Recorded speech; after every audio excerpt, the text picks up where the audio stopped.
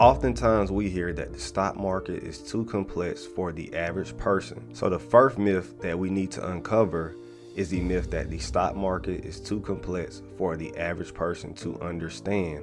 And I personally believe the opposite. I believe it is easy to understand. I'm going to break it down, the basics and things that you need to know first to grasp the stock market fully. So let's get started right now. So first of all, you have this ETF called SPY, the S&P 500, which stands for Standard & Poor 500 ETF.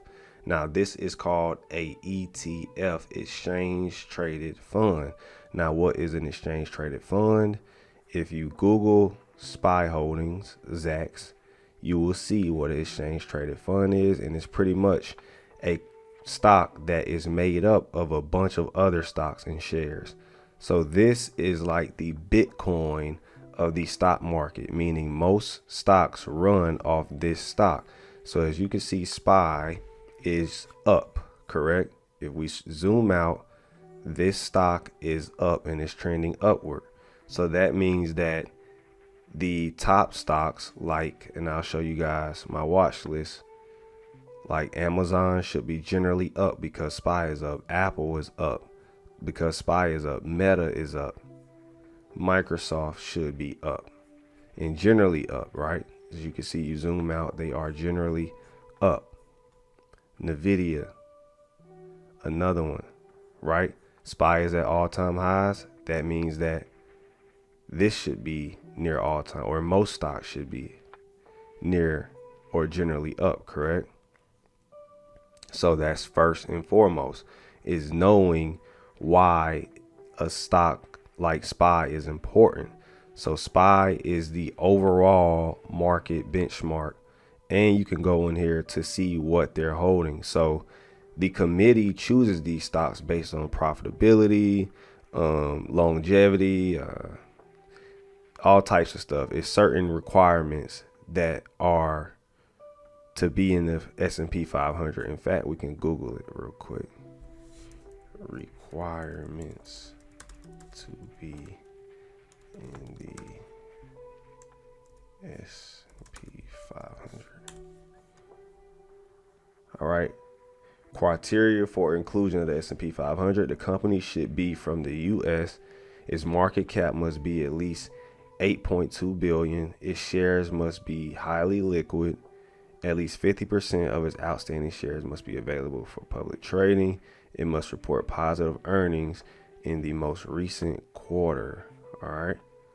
So these are some of the requirements. Okay. So now you guys see what are the requirements to be in the S&P 500.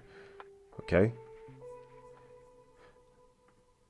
And there you have it, guys. You guys can see. And then you also have QQQ, which is the Ethereum. So QQQ is the version, the stock market version of Ethereum, correct? Meaning this is the tech sector. So as you can see, most of it will be comprised of tech stocks. Okay. So you have SPY and then QQQ, which is the tech version. And this is the overall thing that we look at. So why do we look at these two stocks? Again, because if this is trending upward, then that gives me confidence that everything else has the ability to trend upwards. And with QQQ, vice versa. If QQQ is trending upwards, then other tech stocks shall follow. So ETFs are very important, and all they are pretty much a bunch of stocks from a sector made up into one stock, to make things simple. Now we must go over bull market meaning and bear market meaning. First thing is, what is a bull market? A bull market is a run that can be defined as a period of sustained and fundamentally driven growth in shares value. Such markets are typically associated with strengthening economy and increased demand of securities and widespread positive investor sentiment, correct? So what does that mean? How do you determine whether something is in a bull market or a bear market? This is a bull market because we have a prolonged period of increased prices. So how do we know what a bull market is? This was once the all-time high, going past an all-time high, or even being less than 20% from the all-time high is a bull market. And I'll explain what that means. Because bear market, in order to understand a bull market, you have to understand what a bear market is. A bear market defines a prolonged drop of investment prices. Generally, a bear market happens when the broad market index falls by 20%. Remember, broad market index, which is SPY. So SPY is the ETF. SPX is the index, correct? As you can see, S&P 500 index. So I would just focus on the ETF because this will be easier for you guys to track. So I will not get into the index in the ETF. I would recommend, they're both the same. It's just different prices, as you can see. All right. So this one is 582. This one is 5,843. Roughly the same prices, correct? But just 10 times more. All right. But I would recommend focusing on SPY. So again, bear market, 20% drop from the most recent high. Its most recent high. You have to highlight this. Words are very important. So what does that mean? Have you always wanted to invest in stocks, learn the stock market, interested in trading to earn another stream of income? Let's just say the average person in America makes $20 an hour. That's only $160 after an 8-hour shift. With my best-selling option trading beginners course, 6-step process to being a profitable trader, free books, and you even get to watch videos of me teaching celebrities like DC Young Fly from scratch. I can cut your time to make $200 plus in a day in just 1 to 2 hours. Don't believe me? Check out these gangs of accounts from different people that I help flip their accounts 100%. Yes, that means double the money in their accounts. For only $35, you get the best beginners course, 1 week access to my world famous trading signals. I have an 85% win rate already this year, 30 plus hours of additional training, a library of free books, a free beginners Q&A session with you at the end of the week via Zoom link. And I meet up with my community at all the major cities in America annually. You're basically in free because the return on investment I'll give you for only $35, just $5 a day, will 10x. Think about it. If the world shuts down again like the 2020 pandemic, how will you survive if your job decides to lay you off? All of these robots are taking our jobs, but they can't take the stock market. This stream of income could be earned while at home, no boss, and no behind kissing. Tap in. Link in the description, or I'll pin the link in the comments. Keep watching. If you get this info line, this was the most recent high, correct? We go from here to here. This wasn't a bear market. 10% drop from the most recent high. The last bear market we technically had was here. Or really here. This one was the most recent high. Well, all-time high, correct? So this was the last bear market we had. What does that say? 27% decline.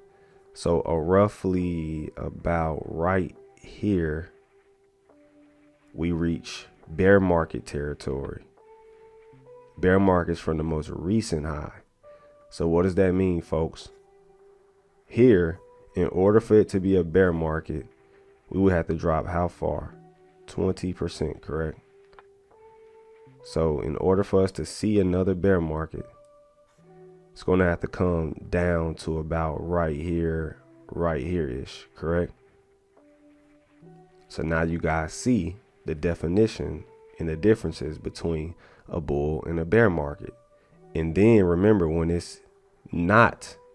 So right now we're in a bull because there's no 20% decline. So basically, to understand a bull market, just think opposite of a bear market. So let's get into some quick infos, okay? Stocks are the capital raised by a business or corporation through the issue and subscription of shares. Shares are pieces of the company that you own outright with no expiration. Buying shares makes you a shareholder. So before we even get into options, you guys must understand shares. So let's get into it. To make things simple for you guys, every price that you see here will be the price that you would pay per share. 143 would be buying one share of NVIDIA. 153 for AMD. Google 166 per share. Shop is at 81.5 per share. So what does that mean? If I buy 10 shares of Shop, correct? So Shop is at 81.5, correct? And if I buy 10 shares, right? What does that mean? I will have spent what? 800 and so 815. Correct? Now, in order for me to make money on AMD or Shop, really, so we can go to Shop, but we're on AMD right now, but we're talking about Shop because it's 81. Now it was 81.5, now it's 81.44, but you guys get the picture. All right, so if I was to remember, I bought it at this price, so this is the price that whatever it goes up or down from is how I make money. So this is what I spent. In order for me to make money, this has to go up. So if Shop goes up to 91.5, I will make $10, right, per share that I own. So I will make $100, correct? If this thing moves up $10 more. I bought it at 81.5 and I have 10 shares, okay? And then it went up here. So now my total stake now is $9.15, and because it went up $100 because I bought at 81.5. So you guys should be able to get those numbers. It's pretty simple with shares, okay? And we already went over a bull market and a bear market, but to make things simple for you guys, bull strike up, bear strike down. So yes, this is named after the fighting attack style of these animals, correct? So remember, bull strike up, bear strike down. Some more common lingo that we use. Trade is simply when you buy or sell a stock. A day trade is buying or selling a stock within the same day. Okay, so think about this. The stock market is open from 9:30 Eastern time to 4 p.m. Eastern time, okay? So I don't know if you guys know this, but the world kind of works off New York time, especially in America. So the East Coast is how things are generally working from. So if you're in California, you will start at 6:30. If you're in Central time, then you guys know the stock market is open. You know, it just depends on what time zone you're in, but it's all based off 9:30 Eastern time, correct? Swing trade is holding a stock overnight or longer. So remember, day trade is buying and selling within that time period. Swing trade is holding a stock past 4 p.m. Once you hold that position past 4 p.m., you are now in a swing or a position, whatever you like to call it, correct? Long, bullish on the stock. Short, bearish on the stock. And remember, bullish means up, bears mean down, correct? Call, an option trade that bets on the stock to go up. Put, bet on the stock to go down, correct? In shares, you guys get it. We already discussed shares and how these things work. And then volume, number of shares traded during a particular time period, normally measuring average trading daily volume, okay? And then we have other lingos you guys need to know. Scalp, quick day trade. Swing, we talked about. Take profits, TP. Buying power, BP. Hold the stock for longer. Long, short, you guys know that. Gap, an empty space where there's no contracts or shares traded. So that's usually when good news happens, things like that, you will see the stock gap up. We'll talk about that more. And then you have earnings report, and we'll discuss that further as well. High of day, the highest point of that day. Low of day, lowest point of that day. FOMO, fear of missing out. 0 days to expiration is basically when most contracts expire on a Friday. So that means, if you buy or sell a stock that Friday, then that is a 0 day to expiration. And then risk management, RM. Okay. So we'll talk about that too. All right. So there you have it, folks. You have a general outlook of what the stock market is about, what you need to look for, SPY, QQQ, the ETFs, and then we'll get even more in depth throughout this whole book, this free book on how you guys should go about maneuvering in the stock market, so it gets better and better. Stay tuned, tap in.